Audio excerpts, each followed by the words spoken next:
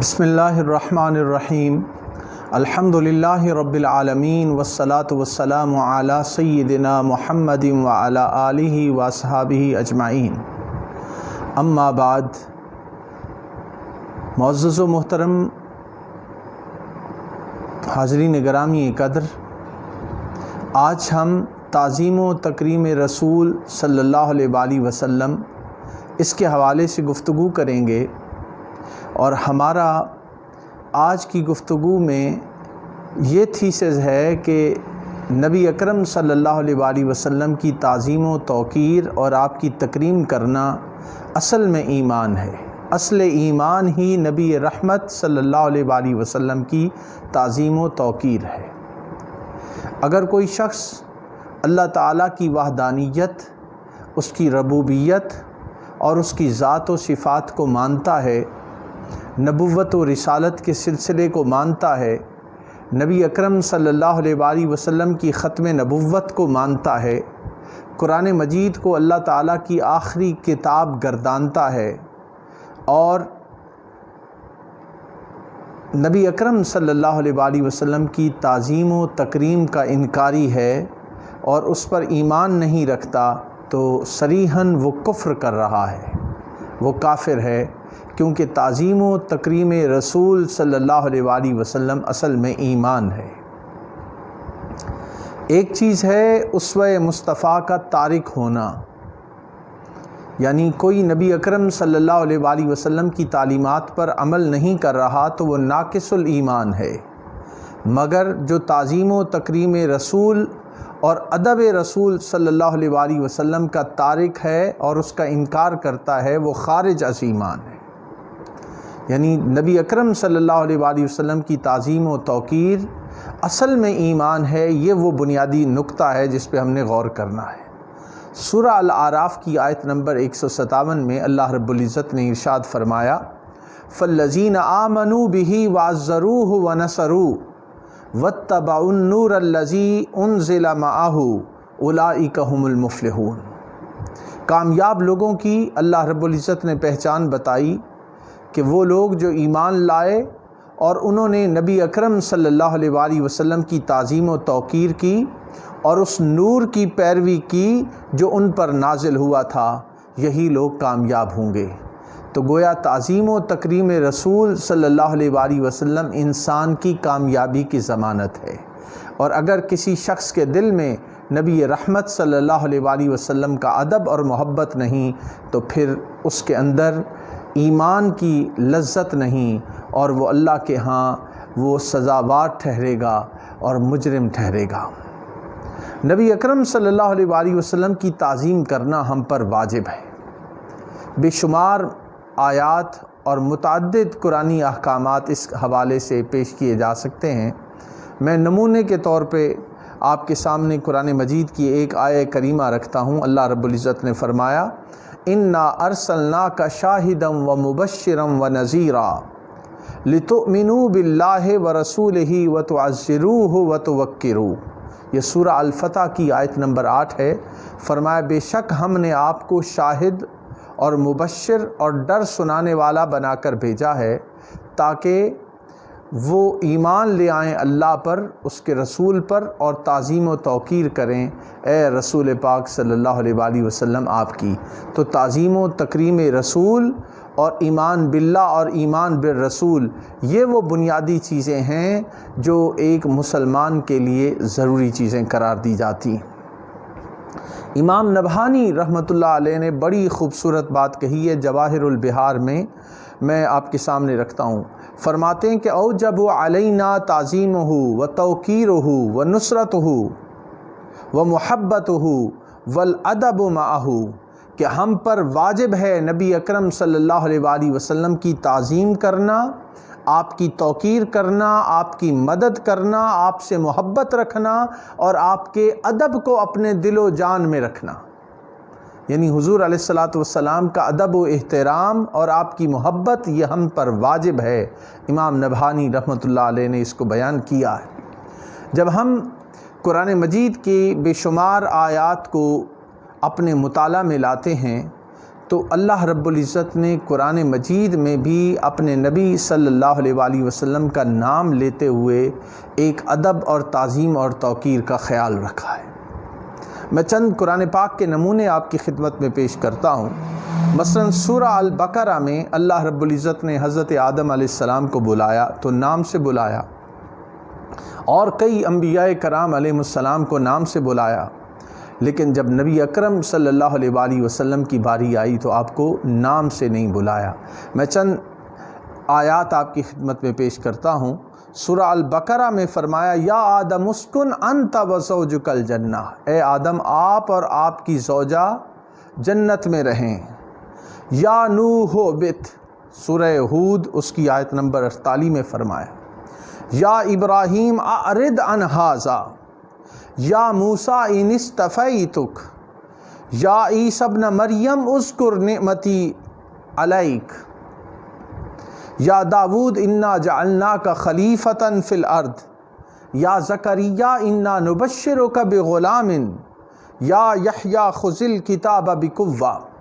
تو آپ نے دیکھا کہ آدم علیہ السلام ہوں، نوح علیہ السلام ہوں، ابراہیم علیہ السلام ہوں، موسیٰ علیہ السلام ہوں، عیسیٰ علیہ السلام ہوں، داؤد علیہ السلام ہوں، زکریا علیہ السلام ہوں، یحییٰ علیہ السلام ہوں، سب کو اللہ رب العزت نے نام لے کر پکارا۔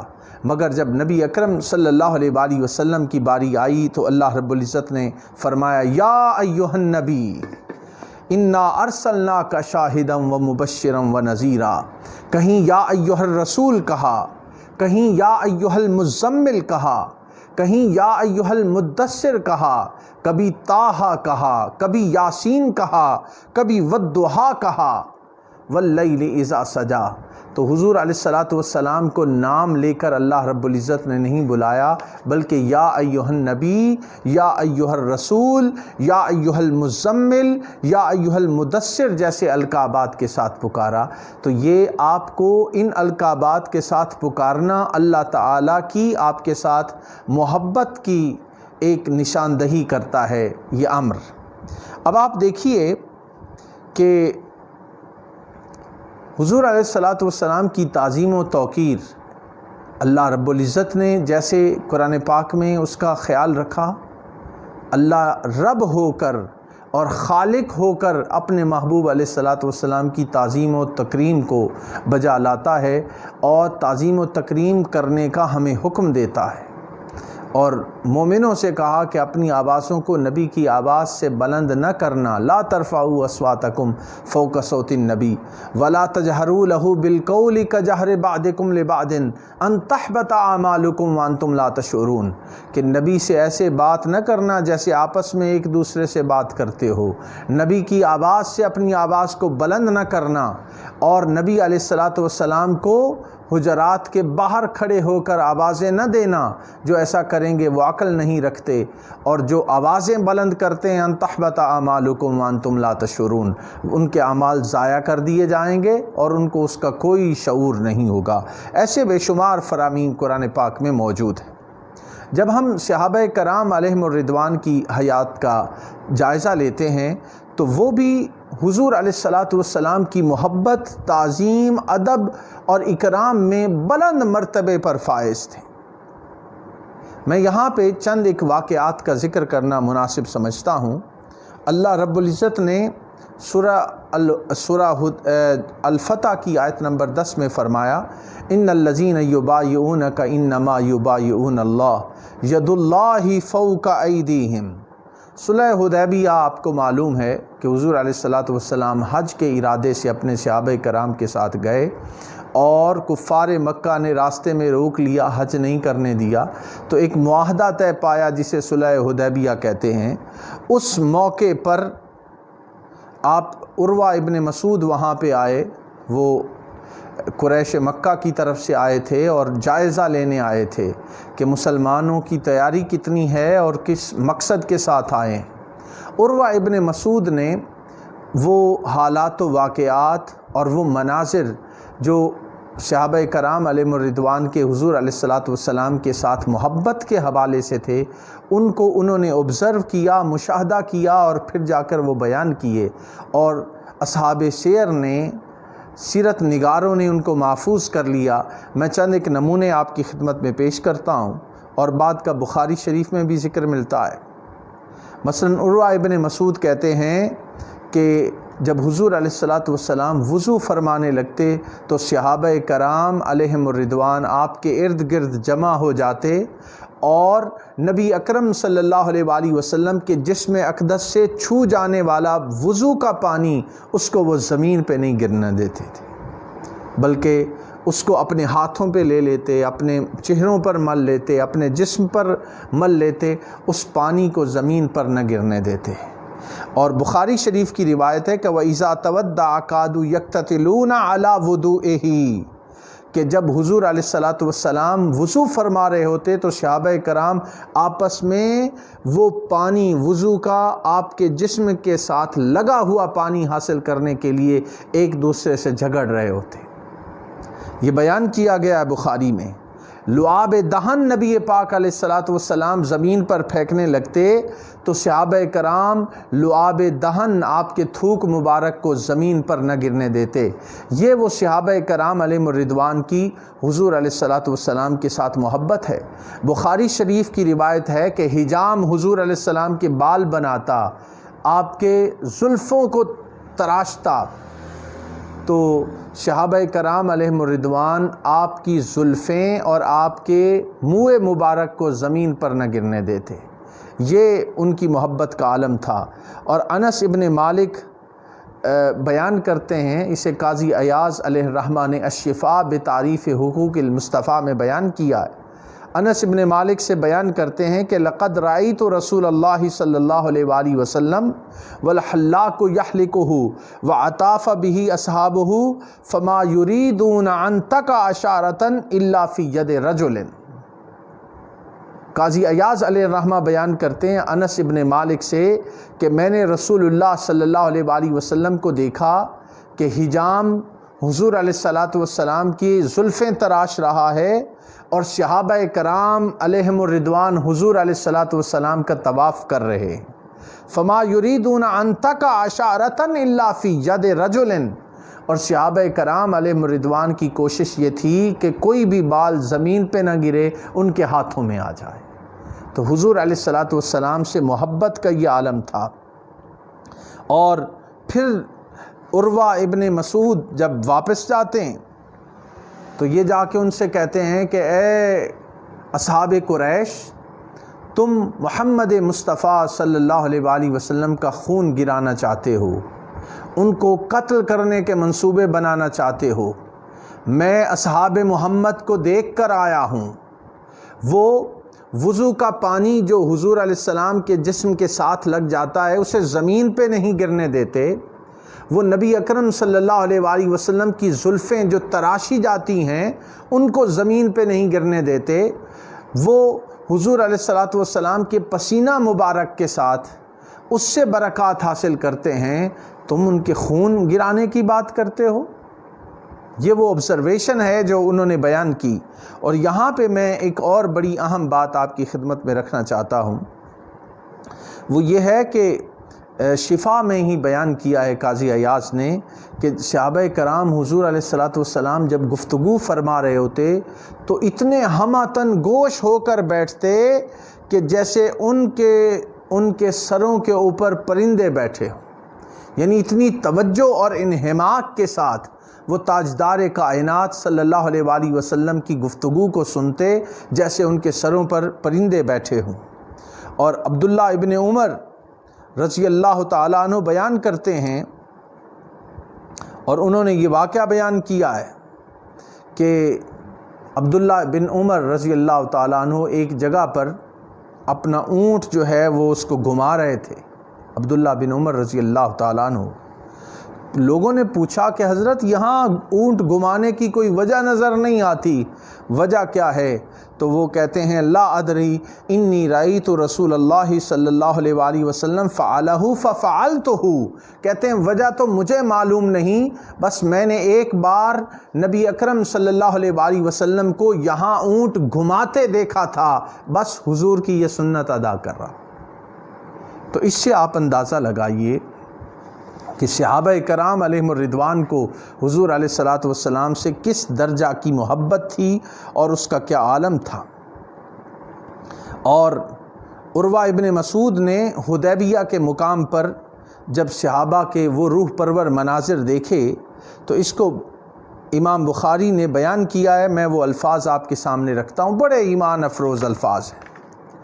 عروہ ابن مسعود جب واپس گئے تو انہوں نے کہا یا معشر قریش انی جئت کسریٰ فی ملکہ وقیصر فی ملکہ والنجاشی فی ملکہ وانی واللہ ما رأیت ملکا فی قوم قط مثل محمد فی اصحابہ۔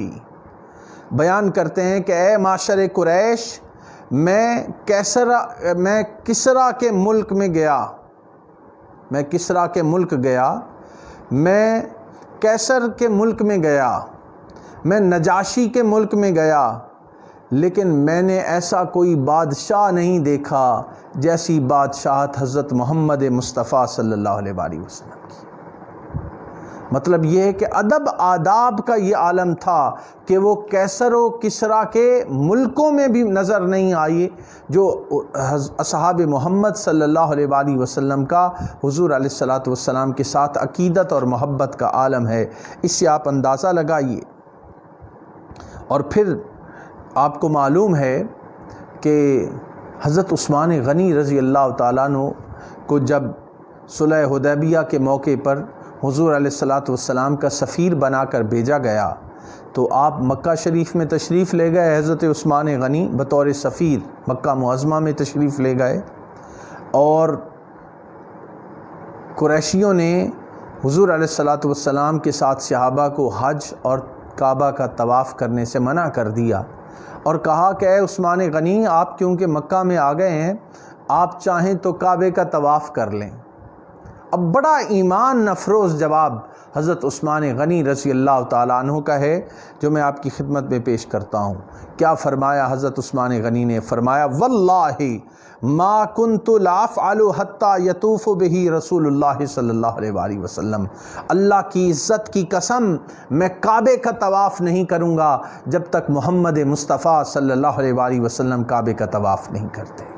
تو یہ وہ انداز محبت تھا، یہ وہ عالم تھا صحابہ کرام علیہم الرضوان کا، حضور علیہ الصلاۃ والسلام کے ساتھ محبت کا یہ عالم تھا۔ محبت حضور علیہ الصلاۃ والسلام کی تقاضا کرتی ہے، اور محبت کی علامات میں سے ہے کہ محبوب کے دیدار کی تڑپ انسان کے دل میں، دیدار کی اور محبت کی شدید تمنا یہ محبت کی علامت ہے۔ اپنا جان مال سب کچھ نچھاور کرنا یہ محبت کی علامت ہے۔ جان و مال نچھاور کیا ہے تو ابو بکر و عمر، عثمان اور علی نے کیا ہے۔ مثالیں آپ کے سامنے ہیں۔ اوامر کی تعمیل اور نواہی سے اجتناب، یعنی حضور علیہ الصلاۃ والسلام سے محبت اس بات کا تقاضا کرتی ہے کہ جو تاجدار کائنات صلی اللہ علیہ وآلہ وسلم نے فرمایا ہے اس پر عمل کیا جائے، اور جس سے منع فرمایا ہے اس سے رک جایا جائے۔ اسی طرح حضور علیہ الصلاۃ والسلام کی نصرت اور تائید، جو میسج، جو پیغام نبی رحمت صلی اللہ علیہ وآلہ وسلم لے کے آئے، اس کے پھیلاؤ میں، اس کے سپریڈ کرنے میں ہم کیا کردار ادا کر رہے ہیں، یہ وہ علامات محبت ہیں جن سے اندازہ ہو سکتا ہے کہ کسی بندے کو حضور علیہ الصلاۃ والسلام سے کتنی محبت ہے۔ اب آخر میں حضور سے محبت کے اسباب کیا ہیں، میں انتہائی اختصار سے بات کرتا ہوں، اور پھر کسی موقع پر انشاءاللہ اس کی تفصیل بھی بیان کی جائے گی۔ حضور سے محبت کے اسباب کیا ہیں؟ حضور سے محبت کے اسباب میں پہلا سبب تو یہ ہے کہ نبی پاک علیہ الصلاۃ والسلام سے محبت کرنا یہ ہم پر فرض ہے۔ اللہ رب العزت نے فرمایا کہ اپنے ماں باپ سے بڑھ کر، اپنے بیٹوں سے بڑھ کر، اپنے بھائیوں سے بڑھ کر، اپنی بیویوں سے بڑھ کر، اپنے مال سے بڑھ کر، اپنے جاہ و منصب سے بڑھ کر، ہر چیز سے بڑھ کر اللہ اور اس کے رسول سے محبت کرو۔ اور حضور علیہ الصلاۃ والسلام نے فرمایا کہ تم میں سے کوئی صاحب ایمان ہی نہیں ہو سکتا جب تک کہ وہ مجھ سے ہر چیز سے بڑھ کے محبت نہ کرنے والا ہو۔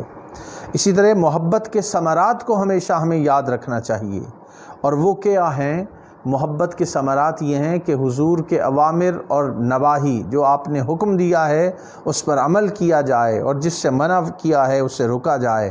حضور علیہ الصلاۃ والسلام کی سنت میں اور آپ کی سیرت کو اپنے اوپر غالب کیا جائے، اور اپنا جان و مال نبی رحمت صلی اللہ علیہ وآلہ وسلم کے دین کی اشاعت کے لیے وقف کر دیا جائے۔ نبی پاک علیہ السلام کے بے شمار احسانات ہیں ہم پر۔ نبی پاک علیہ السلام کے ذریعے سے ہمیں اللہ کی پہچان اور معرفت ہوئی۔ قرآن کا قرآن ہونا حضور علیہ السلام نے بتایا، دین کا اسلام ہونا حضور علیہ السلام نے بتایا۔ ہم غفلت کی نیند سوئے ہوئے تھے، ہمیں غفلت سے جگایا حضور علیہ الصلاۃ والسلام نے، اور آپ کے صدقے سے ہمیں شفاعت نصیب ہوگی، آپ کے صدقے سے ہمیں اللہ کی معرفت اور پہچان نصیب ہوگی، آپ کے صدقے سے دنیا و آخرت کی کامیابی ہمارے قدم چومے گی۔ اس لیے یہ وہ ثمرات ہیں اور احسانات ہیں حضور علیہ الصلاۃ والسلام کے، جن کو ہم فراموش نہیں کر سکتے۔ پھر آپ دیکھیے کہ ہمیں حضور علیہ السلام کی شان کو ہر وقت پیش نظر رکھنا چاہیے، اور شان وہ جو اللہ تعالیٰ حضور کی شان دکھانا چاہتا ہے۔ حضور کی شان کیا ہے کہ حضور کے دل میں کعبہ کے قبلہ کے بدلنے کی خواہش پیدا ہوئی۔ اللہ تعالیٰ نے فرمایا قد نرا تقلب وجہک فی السماء فلنولینک قبلۃ ترضاها۔ اے نبی پاک صلی اللہ علیہ وآلہ وسلم، ہم آپ کے چہرے کو بار بار آسمان کی طرف اٹھتا دیکھ رہے ہیں، ان قریب ہم آپ کو اس کعبہ کی طرف پھیر دیں گے، اس قبلہ کی طرف پھیر دیں گے جس سے آپ راضی ہو جائیں گے۔ تو یہ حضور کی شان اور عظمت کا بیان ہے، اس کو ہمیشہ ہمیں پیش نظر رکھنا چاہیے۔ حضور کے اخلاق عالیہ کو جاننا چاہیے، جیسے حضرت عائشہ نے فرمایا کان خلقہ القرآن۔ ایک تو قرآن لفظی صورت میں ہمارے سامنے موجود ہے، نبی رحمت صلی اللہ علیہ وآلہ وسلم چلتا پھرتا قرآن ہے۔ مطلب یہ کہ قرآن پاک میں جو تعلیمات اور جن چیزوں کا ذکر کیا ہے، نبی رحمت صلی اللہ علیہ وآلہ وسلم نے پریکٹیکلی عملی طور پہ ہمیں کر کے دکھایا۔ کثرت سے حضور پر درود و سلام پڑھنے کا اللہ نے ہمیں حکم دیا ہے، اور یہ محبت کی اسباب میں شامل ہے کہ ہر وقت حضور کو یاد رکھا جائے۔ اللہ رب العزت نے فرمایا ان اللہ وملائکتہ یصلون علی النبی یا ایھا الذین آمنوا صلوا علیہ وسلموا تسلیما۔ بے شک اللہ اور اس کے فرشتے نبی رحمت صلی اللہ علیہ وآلہ وسلم پر درود بھیجتے رہتے ہیں۔ اے ایمان والو، تم بھی ان پر درود بھیجو، خوب سلام بھیجو۔ تو درود و سلام کی کثرت حضور کی محبت کی علامت ہے، اور یہ وہ چیز ہے جس کی وجہ سے حضور علیہ الصلاۃ والسلام اپنی امتیوں کو پہچانیں گے۔ اور آخری بات یہ ہے کہ محبت کرنے والوں کے احوال کو پیش نظر رکھنا۔ وہ احوال صحابہ کرام کے تھے کہ حضور علیہ الصلاۃ والسلام پر سب کچھ قربان کرنے کے لیے تیار ہو جائیں۔ خلاصہ کلام یہ ہے کہ حضور علیہ الصلاۃ والسلام کی محبت اور آپ کی تعظیم و تکریم اصل ایمان ہے۔ اللہ رب العزت ہمیں حضور علیہ الصلاۃ والسلام کے مقام کو سمجھنے کی توفیق عطا فرمائے۔ والسلام علیکم ورحمۃ اللہ وبرکاتہ۔